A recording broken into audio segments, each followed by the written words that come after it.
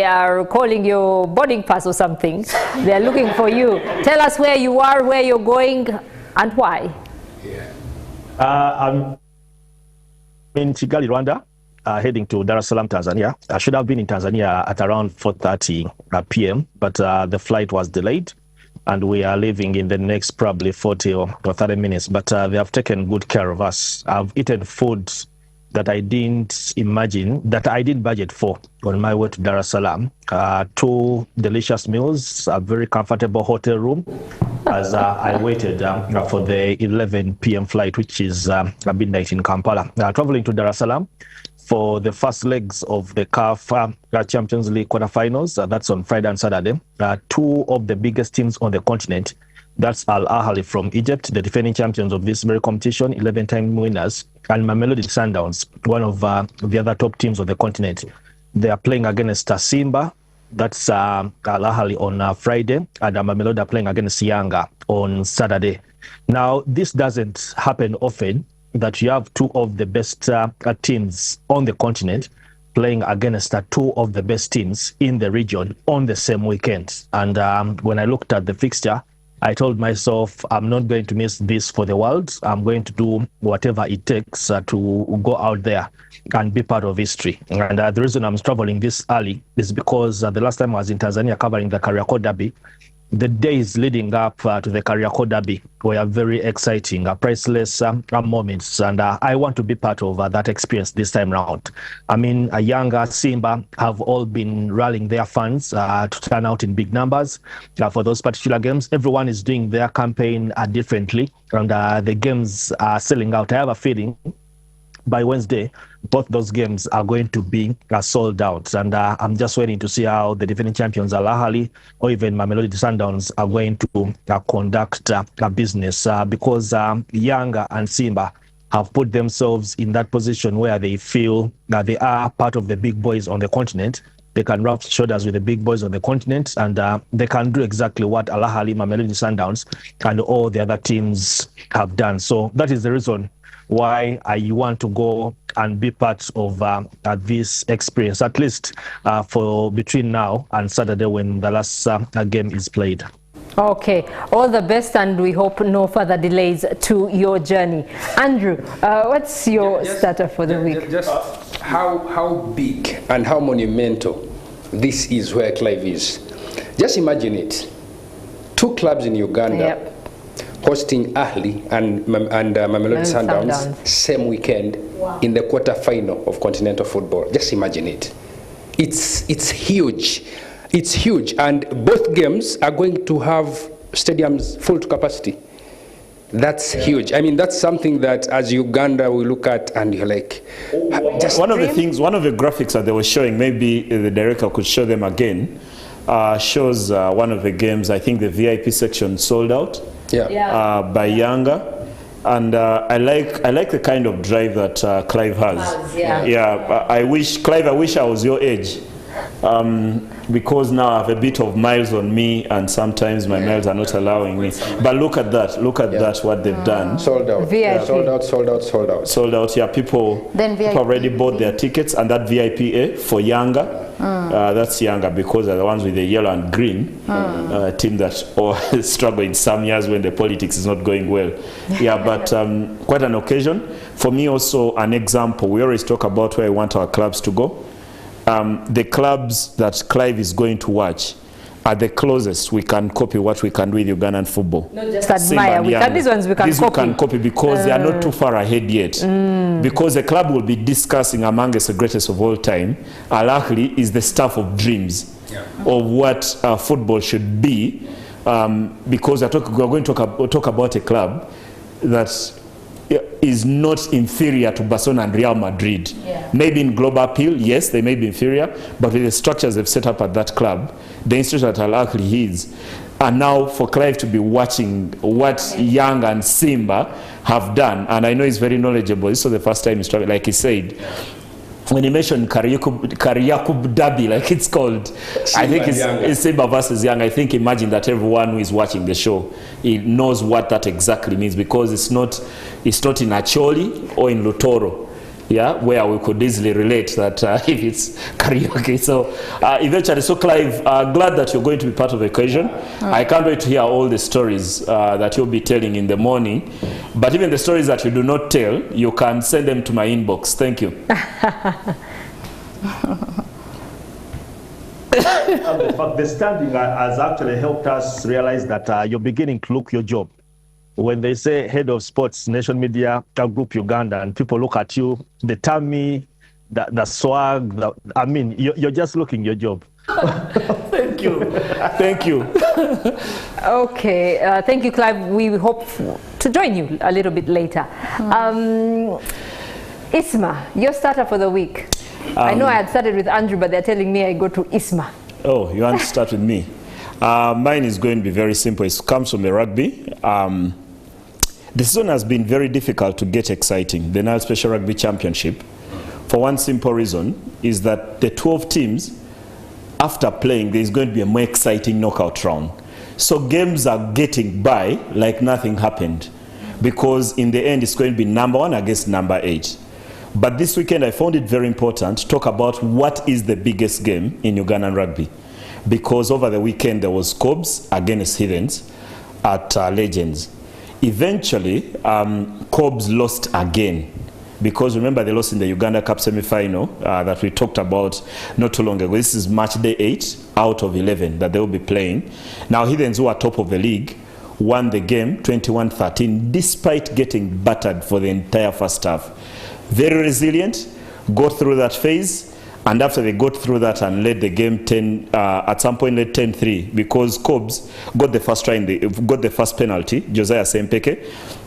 Then he then responded with 2 tries, despite Cobs being on top for that entire period. And the moment Cobs did not get the points they deserved in that period, thereafter they won no match. Eventually Heathens ran out with it and won the game 13-25.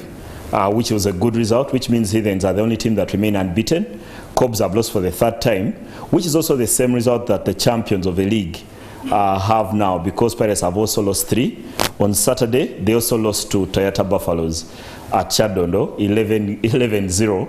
It doesn't happen often that in a rugby game a team walks out without scoring, and the scores are never that low, even in our level where the scores are not 43-39. Because those are the most exciting games to watch. But Pirates, who are the champions, have also lost for the 3rd time, and that implies that they are 4th. Now, if both Pirates and Cobs do not improve, then they get to meet in the quarterfinals. If they don't improve very, very fast and get out of that mess, because 1 versus 8, 2 against 7, 3 against 6, then 4 with Pirates and 5 with Cobs. So if it goes, the pattern continues, then by the time Heathens get to the semi-finals, they'll only have one of them to deal with. Yeah, they'll only have either Pirates or Cobs. So I thought it was important. I mentioned that there was Cobs even this weekend, even at a time when it's not causing the same level of excitement like it does all the other years. Okay, thank you, Isma. Andrew, your starter for the week. I'll stay in North Africa, since we are going to talk about early, and that's where the Uganda Cranes, the men's senior national team, is. During this international break, the Cranes are playing 2 games. One of them happened in the wee hours of Saturday morning against Comoros, and that didn't go according to plan. If you remember, at AFCON, Comoros were quite an outfit, and the kind of football they played. Not so the previous year, the previous AFCON, yeah, yes. So they came up against Uganda, and you could see that was quite a late game, and we had some feed. You could see clearly a team that is a team against a team that is trying to get their act together, and that's the Cranes losing that 4-0. Paul Putt's 3rd game. He lost the first one, a World Cup qualifier, to Guinea, then beat Somalia, and then that losing 4-0. Now, losing wouldn't have been much of a problem. It's the manner and the scoreline that had Ugandans call for Putt's head after just 3 games. Yeah. Of course, the coach, Paul Put, is using these two games against Comoros and tomorrow against Ghana to prepare for the resumption of the FIFA 2026 World Cup qualifiers that resume in June, just under about 2 months away. So that was supposed to give him an idea, because when you look at the starting lineup, he gave the local boys some good chance, especially up front when you see Dennis Omedi of Kitara starting with, of course, Rogers Mato, and then you had in between at left back you had you had, of course, Bevis Mugabe, experience, and Halid Lualua in central defense, or Pondo in there in the midfield. They did not get their act together, and you're thinking tomorrow's match, Paul Put will have to make some changes, especially not much at the back, but in the middle, goalkeeping department as well. Tommy Kara didn't do as much, but by the time they reached Okara, just know the midfield was non-existent, and up front as well. So Milton Karisa did come on, and Muhammad Shaban. Those are some of the experienced, you could say, players. But it was quite an outing to forget. Now, against Ghana, who themselves lost to Nigeria 2-1. So it's two teams that lost that are coming up against each other. And Ghana, by the way, have their squad. Jordan Ayew is the one who scored the 1 goal against Nigeria. So we are going to face some formidable side. We don't seem to have a good success against Ghana the last couple of years. And the story I've done for the monitor, you see, Ghana is becoming such a problem that you see the fixture and you just get annoyed. Now, Uganda have the beating of Ghana if it's not a crucial match. Group stage, friendly, Uganda can win. But every time Uganda have come up against Ghana, 1978 AFCON, 2021 Under-20 AFCON, and then at the All-African Games as well. Uganda beat Ghana in the group stage, and and then in the final, was it group stage? No, it wasn't. In the final.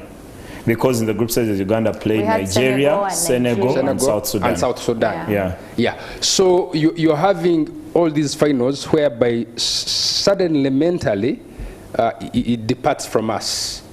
And then when it... Andrew, when you talk about famous games perhaps between Ghana and Uganda, you cannot skip the decisive game that got Ghana to the World Cup for the first time back in 2006.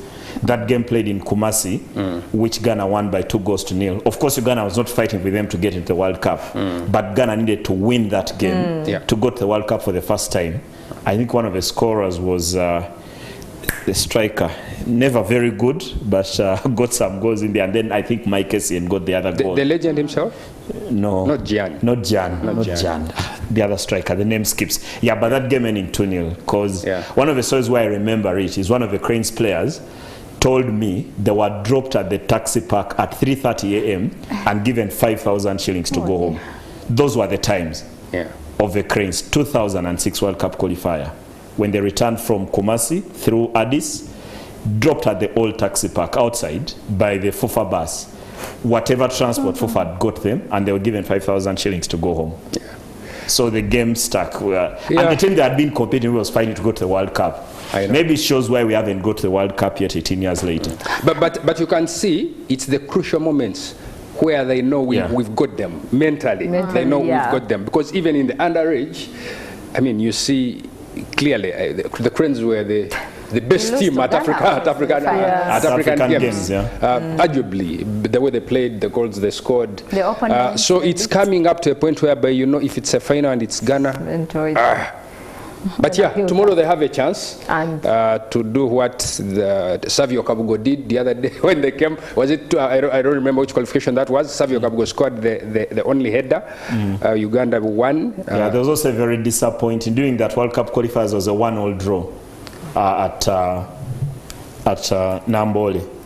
Yeah, there was a 1-1 draw here in the lead up to 2006 World Cup. Who was in goal? Ibrahim Mugisha, one of the goalkeepers, I think, was off his line as Ghana equalized very, very late in the game. Matthew Amoa, I think, got the goal at Nambole.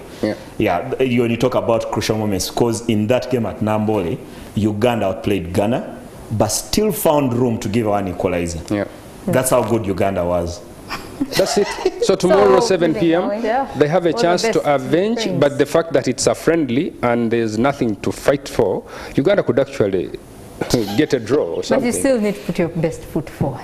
All they need is to improve from the last game, and the last game they lost 4-0. So improvement. Even 3-0 is an improvement. Even a 3-0 loss is an improvement. Like yeah. Okay. Danielle, your starter for the week. Well, mine comes from the Tufa drum, celebrating our ancestry.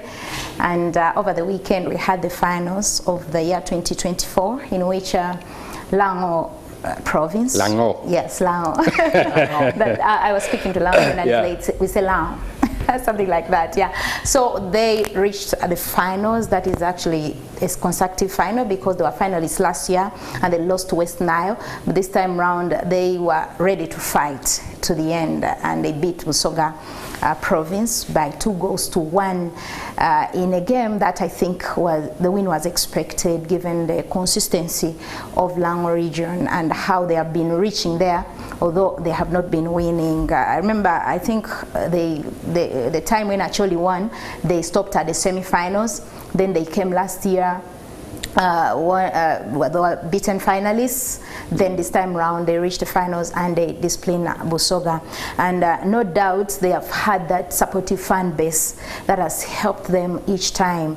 And actually it is the only team that you look at that has a sponsor. They are sponsored by KCB. You see it on their jerseys. So this win is not accidental. Lango region province has been there always. They have been consistent. When you look at their squad, they are the team that you look at and you're like, yeah, it has been consistent over time. And the passion with which the players play, they play as a team. They go out there, put their foot forward to see to it that they win the provincial. In the FUFA drum is always phenomenal. But Busoga, I'm going to say they also did a great job coming into the finals. They beat Teso region home and away. 2-1 in Soroti, then 1-0. That was when they came to Kamuli to face off, and reaching the finals. Of course, it wasn't so easy. Lango knew what they wanted. They came to win this. They fought hard, and goes from that was Emmanuel Oboa. That was goal number 2. Yeah. Then Ojok goal number 1 in the 8th minute with those assists from Alan Okello, their star boy. Of course, no doubt, the team that has Alan Okello, you'll expect those very good results, because he's known for that. So they delivered and managed to go ahead and win. But it was a competition that lived up to the billing. Lugogo Philip Omondi Stadium was filled to capacity with a lot of fanfare, drums, celebrating ancestry. Players honor it, because I was talking to a friend of mine who was telling me that actually there was a Lango player this season who went for trials in Yanga, the Yanga we have been talking about here with the Clives. Yeah. And he said, I want to go back and play my football for my province. Look at that. Yes, you can see he did not care whether it is a younger team getting that opportunity to do trials there. He wanted to come back. Actually, that is Moses Aliro. And he was missing this time round, and they also missed Omedi, one of their star boys. He was MVP of... he's with the Cranes. Yes, he's with the Cranes, yes, and Moses too. Yeah. So he was voted MVP. And this is a consecutive year again, because he was MVP last season. This is a rival in Lira. After they took the trophy home, yeah? After the win. Yeah. You can see the passion of the fans and how much it means to them. So really, it wasn't accidental. Isn't that environmental degradation? We're talking climate change and green tree branches. And also, maybe what to note about this year's drum competition. For the first time, we had a final played over one leg. In the past years, we have seen them play over 2 legs. So this was the first final we had. You can't beat your team, get the trophy, no return leg. Then also the format of play was changed. To have preliminaries for those kind of weaker teams. I hate to say it, but of course they have to face up to the to live up to the billing. So the likes of Bunyoro, Karamoja had to do preliminaries for them to be able to choose the 4 teams that would join the 8 to make it 12. Like to say congratulations to Lam. Yeah, a chance also for politicians lately. When FIFA started this competition, because it's the 4th edition, when started this competition, it was okay, well received, but a bit of criticism, a bit of debate. Why do we have Uganda Premier League players, Cranes players playing in this? Because then it's supposed to be for regions. Let's allow players from the lower levels to take part and then get the exposure. Of course, over time it's grown. Today, almost every politician from whatever district they are, of course, it's days when Dr. Gwel, my friend who walks past there, also looks like a politician, and some members of my family are also part of that queue. I won't even mention. You're part of the politician. Yeah, these days it's become, if you're a politician from that region, you have to pay for a bus to get the funds to come and watch the game. You have to facilitate the team. I saw a bit of a fundraising drives, and I was called upon to fundraise too. I was also given a jersey. Which region is that? I'm in Musoga. Okay. Tulinse, Papua, and also now I understand the kind of thing. Sometimes campaigning in an election can be very hard. Because every time you need to collect people, you must have money. Yeah, the way Uganda politics works. But sometimes someone collects for you people, and you just come and find them there. So that's what Fotball now has done. I hope the over-politicization does not kill the sporting spirit. Yeah, because the sporting spirit for us is what matters on the show. Okay, we are going to play our weekly